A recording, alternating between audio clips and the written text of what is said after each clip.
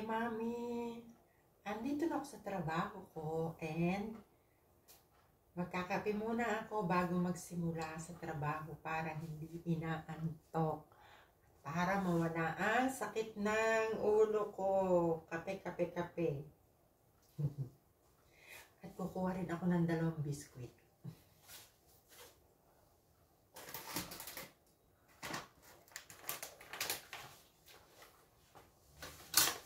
Sa bahay kasi hindi masarap ang biscuit. Masarap po ang biscuit dito sa amo. Ewan ko ba?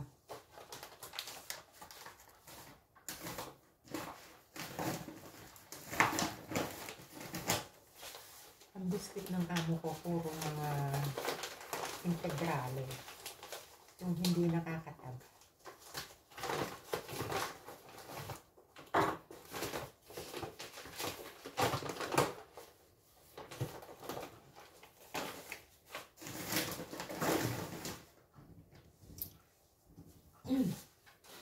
Walang tao dito. Kaya yun, nakakapagkape si Mami. Pero kahit naman nandito siya, nakakapagkape naman din ako. Siya pa nga ang nag-aalok sa akin.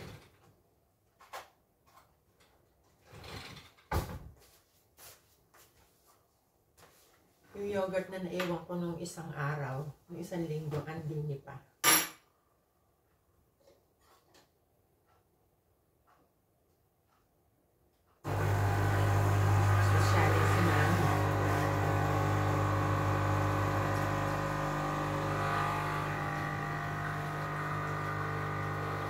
Tapos, honey ang ilalagay ko imbes na sugar.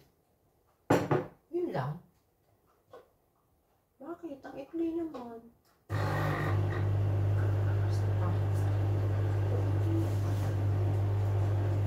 walang tubig. Ano ba na?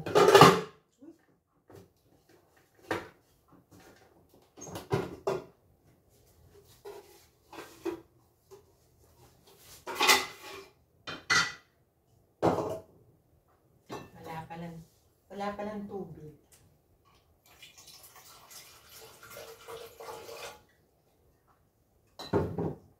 At yung kanyang lagayan ng tubig, puro ano na, kailangan ko palang linisin ito. Okay, initin ulit natin. Mag-init tayo ng sandali. So yan, kumusta naman kayo? Matagal si Mami na walang upload. Please support kay Kaskaserang Mami at salamat sa lahat ng mga nagditiwala sa channel ni kay Mami. Thank you very much. Pasensya na kayo kung hindi naman ako nakakasuporta lagi.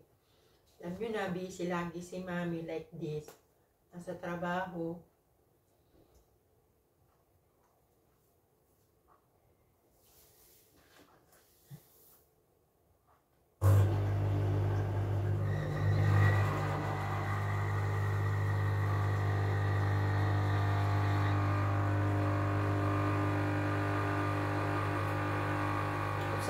Sa gabi naman po, matatagpuan nyo si Kaskaserang Mami sa live ng mga Dipuyaters. Shoutout sa mga Dipuyaters at mga ka-volleyball team. Pasensya na po kayo kung hindi nakaka-support si Mami sa inyo. Pero nandito lang naman po ako.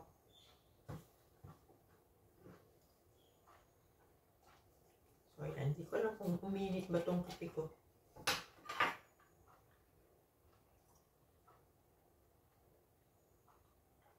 Honey po ang ilalagay ko sa aking kape. Masarap din siya. Try nyo. Promise.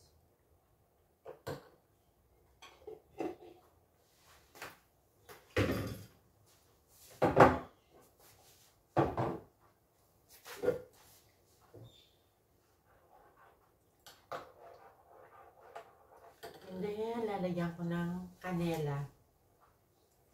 Kanela, ano ba? Cinnamon.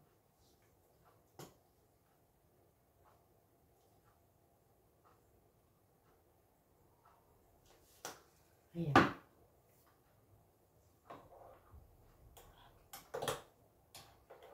Masarap din pag may cinnamon.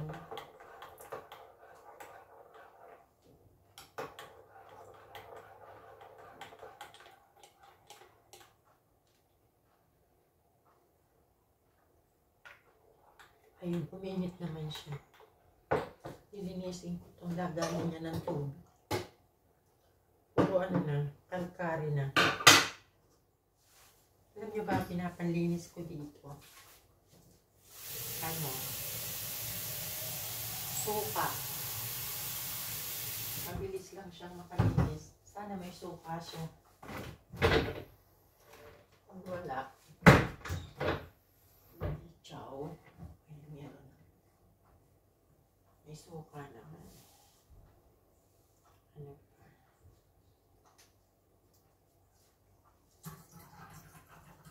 Hindi ko lang kung makakatanggal ito.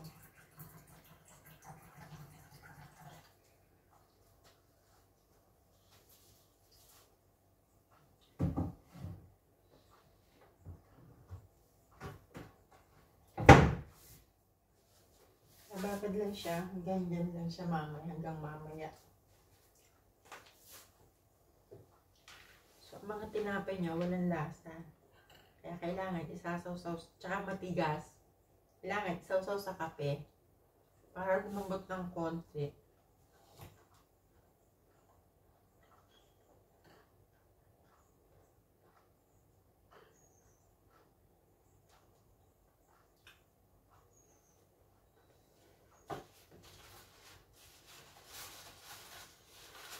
Kaya napasobra yung kuha ko mamaya ulit.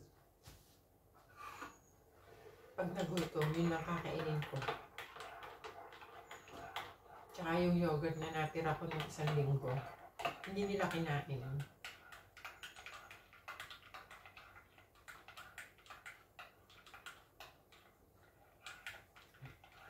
Amo ko to simula since 2009. Sila yung tumulong sa akin para magkapatid dito. Hindi nila ako binayad sa aking contribution. Isa para bang sa IMPS. Parang SS sa atin. Ako nagbayad for 3 years. Tinulungan lang nila ako na magkapatid pero ako ang nagbabayad.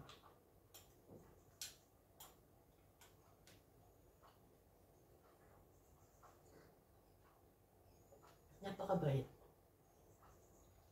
Yung matandang lalaki, journalist. Kaya lang ngayon, matanda na siya. Dinala na siya sa home for the aged. Dahil hindi siya kayang alagaan kasi nagtatrabaho din siya. Yun namang anak, lalaki. Alam niyo naman ang mga lalaki hindi maaasahan. Pag-aalaga. Paano na ako? May mag-alaga kaya sa mga anak ko? 2 lalaki yung anak ko. Paktay na tayo dyan kay mami.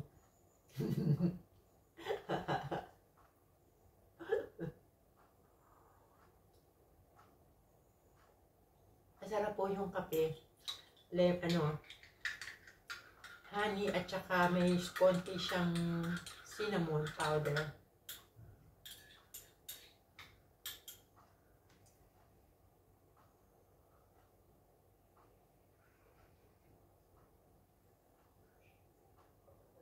Pag nandito yung aming babae, inaalit din niya ako magkape. Nina, boy kape.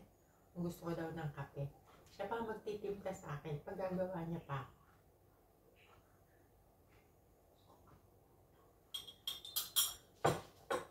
Kaya para mabuhay-buhay ang dugo, kailangan ng kape. Kape is life.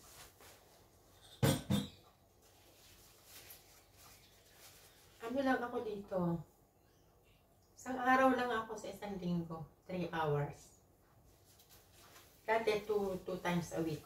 Kaya lang, wala nang nag-resign nag-pension na yung matanda. So, hindi naman sila mayaman. Mga ano ko, hindi naman masyadong mayayaman. Parang normal na lang din.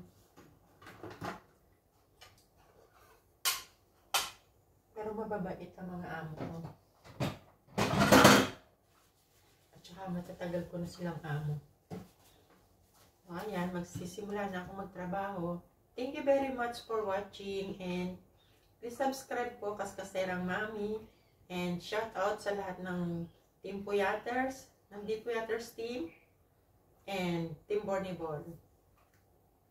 Bye-bye everyone. God bless you all.